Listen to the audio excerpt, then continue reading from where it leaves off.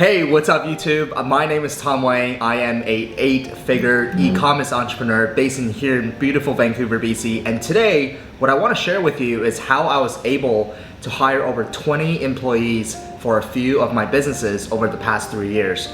Now, for me personally, back in 2017, I quit my 9-to-5 corporate job. I was actually an account manager working at Yellow Pages, and on the side I was building up my Amazon FBA business. And a few years after that, our Amazon business have reached 7 figures in sales, as well as my coaching business. So collectively they're doing over 8 figures. And I want to share my experience with you guys so that you can watch this video and take away things and apply it to your own life, apply it to your own business. So if you're interested, make sure you hit the subscribe button so that you don't miss out on any type of content. Now, the first thing before we get into the topic of hiring is just want to thank you guys for watching the last video. If you haven't watched it yet, I'll put it up here where I was vlogging about a day in the life of a millennial entrepreneur, millennial CEO, and there were so many positive comments, and thank you so much for supporting the channel. And one of the comments that I read, an idea that a viewer gave me was, why don't you talk about hiring the team? So that's exactly what I want to talk about today. Now, I'm going to go over 3 different things. The first thing is, why should you hire people for your business? More specifically, for your Amazon FBA business. Number 2 is where and how to actually hire for the right people for your Amazon FBA business. And the third topic I want to talk about is who to hire for your Amazon FBA business. So let's get right into it. So let's get into the first topic is why should you hire? Now, the very first thing I want you to have a mindset switch, and this is something I personally experienced, it's before when I think about hiring people, I thought about expenses. Just expenses going out, paying employees, paying contractors, just money going out, which is not good for a business. I want money coming in. But here's the thing, hiring the right people for your business can help you to make a lot of money back. So don't think of hiring as an expense and instead think about hiring as people that can actually help you to make more money for your Amazon business or for your other businesses, which is ultimately the goal. Now, the other reason why you should hire is I see so many people getting into the world of entrepreneurship and they ended up actually just creating a 9-to-5 job, or worse, a 9-to-9 job for themselves. What I mean by that is they quit their 9-to-5 job for working for someone else, then they start building their business, but they're so into the business that every single day they have no options, they have no choices because they're a solopreneur and they're just working from 8 a.m. all the way until 9 p.m. Now, I'm sure that's not what you want, and the reason why you want to get into entrepreneurship, creating an Amazon FBA business, so they can have more free time. Now, how can you have free time if you're working 12 hours a day? You can't. So the reason why you want to be able to actually hire employees is that they can take on the tasks that you don't want to do and then give that to them so that it frees up more of your time and ultimately earn the freedom that you truly deserve. And having said that, the other reason why you should hire is because there's so many things in the business. There's so many places that you're spending all the time. Now, I'm not sure about you, but there are certain places that I personally hate spinning. For example, when it comes to shipping, when it comes to sourcing, talking to Chinese manufacturers, I personally do not enjoy that very much. I like doing the marketing side, ranking, and so on and so forth. So one of the reasons why you should hire is just outsource the things that you personally do not enjoy doing. Now, I personally wouldn't recommend you outsourcing everything, right? You started this business, if you got it to where it is today, you have a very interesting skill set that help you. You need to identify what that skill set is and make sure you double down on that. If you're really good at marketing, do not outsource marketing. Instead, you should be the CMO, Chief Marketing Officer for your business. Another reason for hiring is there are certain things that you're not very good at, which I mentioned before.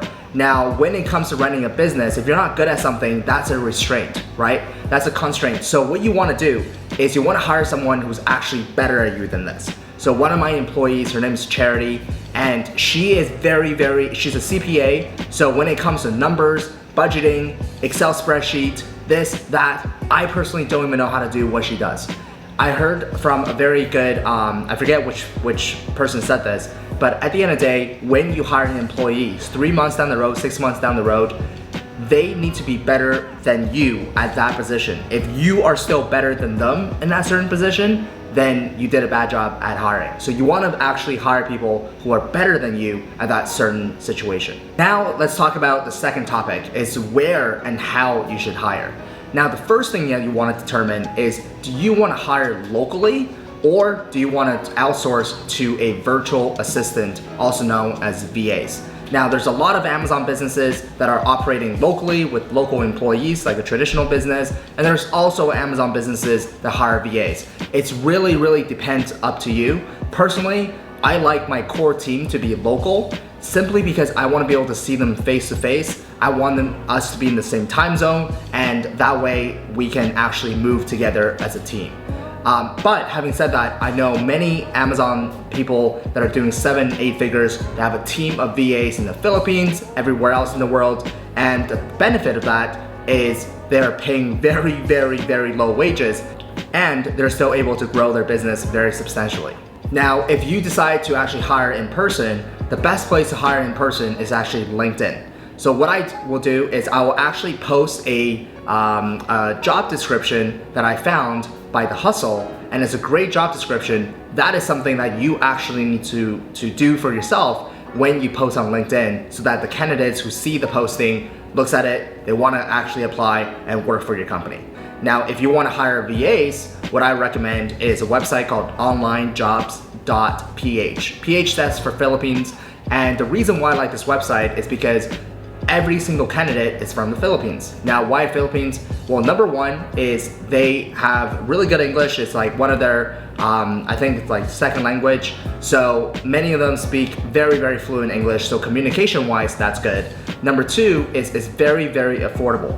You can, depending on the position, you can actually hire people anywhere between like $3 to $5 to $6 to $7 an hour, which is absolutely insane, right? And so these are the two places that I recommend if you decide to hire. Now there are some tips that I want to share with you that I learned of hiring the right candidates, because that's obviously super important. The right candidates can make you a lot of money. The wrong candidates can help you to lose a lot of money. So make sure you hire the right one. Now, these are the lessons I personally learned. Number one, hire someone with experience. This is so critical, guys. And it took me about 3 years to learn this, so I hope that I've shortcut your learning curve by 3 years. But it sounds so simple. It's like, yeah, obviously, duh. But personally speaking, I basically put people in the wrong seat sometimes, right? So maybe someone has experience A, but then I'm putting them into a position where they have no experience and they have to learn from the beginning. If you find the right person and they have experience, and they were able to show you what they did in the previous job with real hard numbers and data and the results, then you can bring them in and they will be able to execute on your dreams and vision. Number two is make sure that they are a good culture fit. This is super important.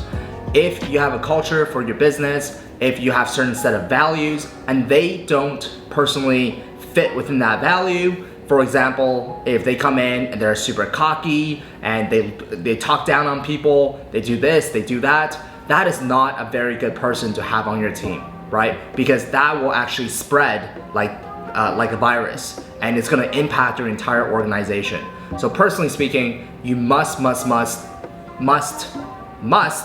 hire someone with the right culture fit, and that's really dependent on you. Number three, hire people that are better than you. I already said this before, but you really want to hire someone who can actually do the things that you can't do, that you don't know how to do, because that's how you can grow your business. You are essentially just taking on someone's experience and giving them the freedom to actually act upon your vision, and that's how they are going to contribute and provide value for your organization. And I also mentioned this, hire for your weakness. There's a lot of things that you're not very good at. You need to be self-aware enough to know what you're not good at, then hire those people. And also hire the people for the things that you don't want to do, right? Earlier I mentioned an example. So what are some of the things that you don't like doing? I would start hiring for those positions. Also, make sure that you give yourself enough time for this process. It's essentially just like a funnel. There's gonna be many different candidates. Many of them are not gonna be qualified, but there will be a few at the very bottom of the funnel that are qualified. You need to give yourself enough time to hire instead of actually rushing into hiring. I made this mistake many different times. We hire someone right on the spot without comparing them to other candidates, and sometimes it turns out well, sometimes it doesn't. But you need to have a very standard way of hiring so that you give yourself enough candidates for you to choose from. Also, hire slow, fire fast. This is the lesson that I've learned. You really need to let go of people, and it's not an easy task. Hiring and firing people is actually one of the worst things about being an entrepreneur, and you'll know what I mean when you fire your first person. It's never fun. However, for the sake of the business, for the sake of the organization, you have to do what's best for the business, right? So I would recommend having a 3 months probation, and within that 3 months, if they don't prove themselves, if there are certain things, do not give them the benefit of the doubt. Fire them, because there's always another person who's better suited for the role. And yeah, the 3 months probation is a must, and I highly recommend you guys making your decision within that 3 months. Now, the last thing I want to talk about is who to hire.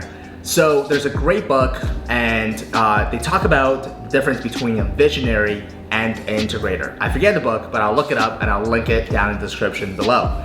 So are you a visionary? Someone with a lot of big ideas, someone that's very creative, someone that have the vision and of what they want to do. So are you a visionary, or are you an integrator? Integrator is the one that operates in the business day in and day out and get things done. Now at the beginning, you're probably both, but at the end, you are going to be one or the other. And that's super important. So in terms of if you're a visionary, then you hire for integrator. If you're an integrator, then maybe you can hire for a visionary. One of the first positions and the easiest position to hire for is actually a customer service agent. It's one of the easiest positions. It's very standard, and I believe that you can actually hire a customer service agent from the Philippines. We have a great customer service agent. She's Donna. She's been with us for a long time, and all the questions that you get from the customers are 80% of them are the same. So all you need to do is type up a set of questions and the answers, and then whenever she gets the question, all you can do is copy and paste and send it off to the customers. So that's one of the easiest positions, and I think that everybody, if you have an Amazon FBA business that is scaling and then you want to start offsetting and learning how to hire, customer service rep will be the very first step. Now the rest of it, I'm just gonna talk about kind of a organization chart of an Amazon FBA business, my Amazon FBA business. So we have a finance team, right? Finance team is responsible for forecasting, inventory, a little bit of inventory management, monthly P&L statement, year-end business review. So whatever numbers there is, just analyzing numbers, right? Every single month I do a one-on-one meeting with Charity where she goes over all the numbers of the previous month, and I can see that our cost of goods sold increase or decrease, our PPC spend increase or decrease, our net profit increase, decrease, gross margin, all that different stuff. So that is really important, and that is our finance team. Next team we have is a operations team. So the operations manager, her name is Lucinda. She's been with us. She was actually the second employee that we hired other than the customer service agent. And operations team for us includes product sourcing, finding the right manufacturer, reordering, doing shipment plans, inventory management, making sure we stay in stock, upgrading our packaging, upgrading our products, negotiate with the suppliers, and all these different things. So that's the operations person. The third is you probably want a marketing team. So marketing team, when it comes to an Amazon FBA, are the ones that are responsible really for your Amazon FBA store.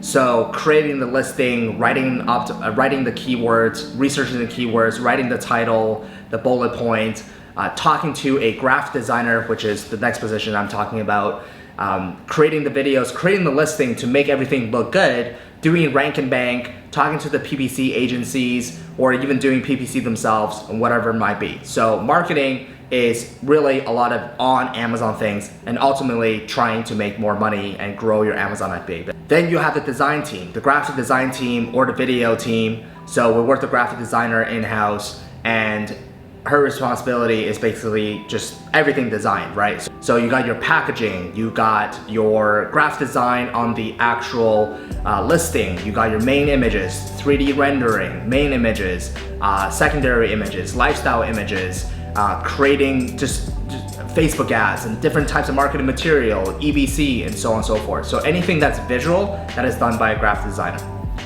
Now, one position that I wish that we have is a project manager. Now, a project manager is someone that makes sure the project is going smoothly, making sure that everybody knows exactly what they're doing. Because the reality is, once your team gets a little bit bigger, things start to break.